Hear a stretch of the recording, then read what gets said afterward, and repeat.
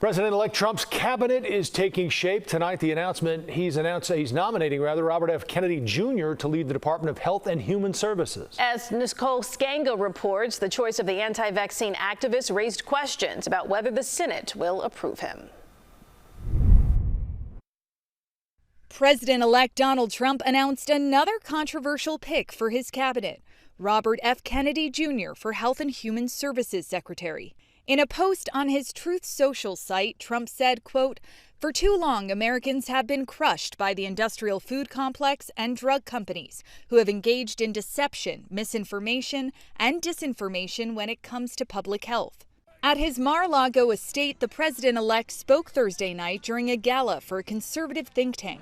We want you to come up with things and ideas and what you've been talking about for a long time. Kennedy, a former Democrat who ran as an independent in the presidential race, is a longtime vaccine skeptic. I'm worried because we have not moved forward from the COVID pandemic in terms of restoring trust in public health. Kennedy also holds a number of questionable views, including that fluoride should be removed from drinking water. We're mass poisoning our children with processed foods. We have 1,000 ingredients in our foods that are illegal in Europe.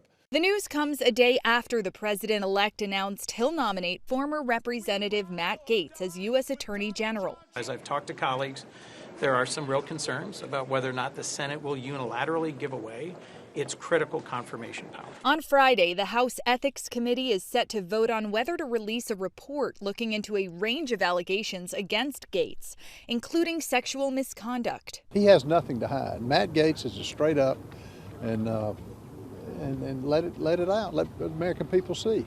Gaetz, who resigned from his House seat Wednesday to pursue the Attorney General position, has denied any wrongdoing. In Washington, Nicole Sganga, CBS News Chicago. Also tonight, President-elect Trump announced he is tapping North Dakota Governor Doug Burgum for Secretary of the Interior, his personal criminal defense attorney Todd Blanche for Deputy Attorney General, and former Georgia Congressman Doug Collins to run the VA.